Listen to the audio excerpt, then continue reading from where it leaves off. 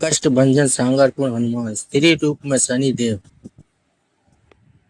गुजरात के बोटाद जिले के सांगरपुर में स्थित श्री कष्टभंजन देव हनुमान महाराज का मंदिर आस्था और भक्ति का एक प्रसिद्ध केंद्र माना जाता है। मान्यता है कि यहाँ हनुमान जी अपने भक्तों के हर प्रकार के कष्ट का निवारण करते हैं। जय श्री राम, जय हनुमान, सीताराम, अंजनी पुत्र हनुमान। मंदिर में विराजमान हनुमान जी की प्रतिमा का स्वरूप बेहद अनोखा और अलग है। लोक मान्यता के अनुसार उनके चरणों के पास शनिदेव स्त्री रूप में हाथ जोड़कर बैठे हैं। जय महावीर हनुमान, जय श्री राम। लेकिन आखिर शनिदेव ने स्त्री का रूप क्यों धारण किया, इसके पीछे जुड़ी है एक अद्भुत पौराणिक कथा। शनिदेव का बढ़ता प्रकोप। कथा के अनुसार एक समय शनिदेव का प्रभाव अत्यंत प्रबल हो गया था।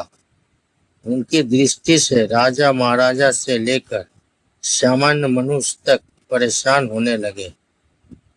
लोगों के जीवन में दुख, संघर्ष और परेशानियां बढ़ती चली गई। लोगों को समझ नहीं आ रहा था कि इस संकट से कैसे बचा जाए। चारों ओर से परेशान होकर भक्त भगवान हनुमान की शरण में पहुंचे। उन्होंने प्रार्थना की, हे संकट मोचन, हे कष्ट भंजन देव, हमारे दुखों का अंत कीजिए और हमारी रक्षा कीजिए। भक्तों की पीड़ा देखकर हनुमान जी का हृदय करुणा से भर उठा। उन्होंने निश्चय किया कि वे अपने भक्तों को इस भय से मुक्त करेंगे।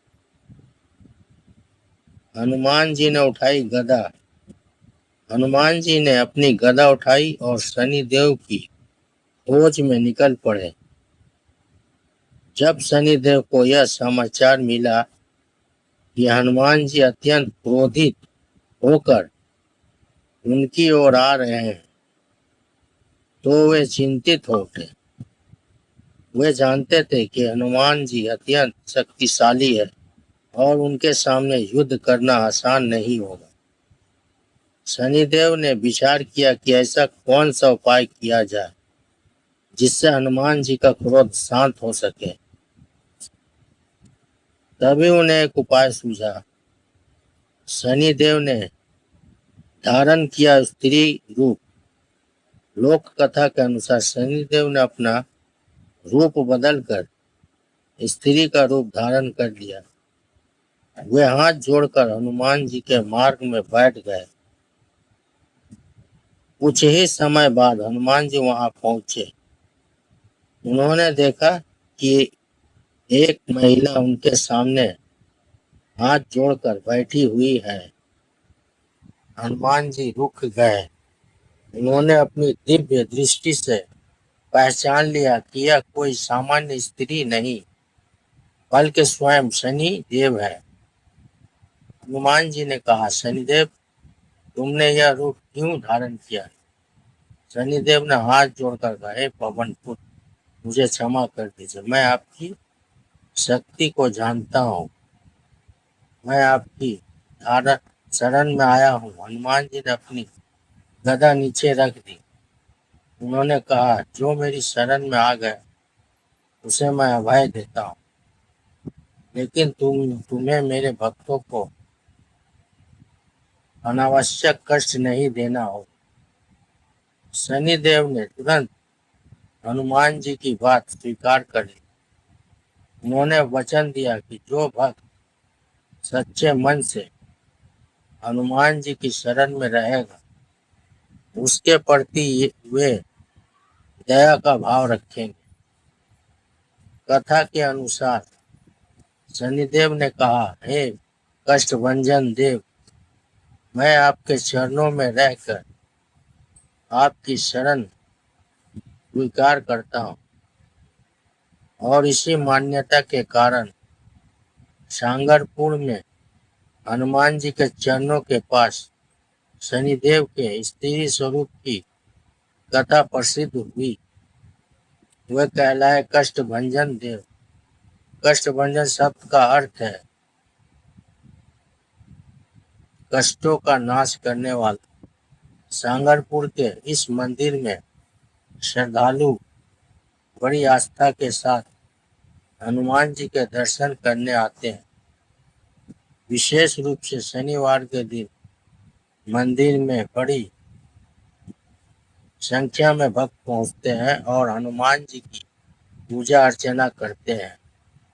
भक्तों की मान्यता है कि हनुमान जी की भक्ति से भय, निराशा और कठिन परिस्थितियों का सामना करने का साहस मिलता है।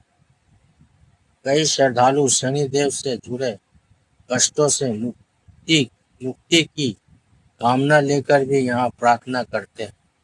इस कथा की सबसे बड़ी सीख, इस पौराणिक कथा का संदेश केवल शनिदेव और हनुमान जी के संबंध तक सीमित नहीं है। यह हमें सिखाती है कि अहंकार चाहे कितना भी बड़ा क्यों ना हो, विनम्रता और शरणागति मनुष्य को सही मार्ग दिखा सकती है। शनिदेव जैसे शक्तिशाली देवता भी जब हनुमान जी के सामने शरण में आए तो हनुमान जी ने उनके प्रति क्रोध के बजाय क्षमा और करुणा दिखाई। यही सच्ची भक्ति का संदेश है। जब जीवन में कठिनाइयां आए तो घबराने के बजाय ईश्वर का स्मरण करें, अपने कर्मों को सुधारें और धैर्य बनाए रखें। सांगरपुर के कष्टभंजन देव की यह कथा आज भी भक्तों के मन में विश्वास जगाती है। सच्ची श्रद्धा, विनम्रता और अच्छे कर्मों के मार्ग पर चलने वाला व्यक्ति कठिन से कठिन परिस्थिति का सामना करने की शक्ति पा सकता है। जय महावीर हनुमान, जय श्री राम, सीताराम, जय हनुमान, अंजनी पुत्र हनुमान, राम राम, जय बजरंग। अगर ये धार्मिक कहानी आप लोगों को पसंद है तो चैनल को लाइक, शेयर, सब्सक्राइब जरूर करें। धन्यवाद।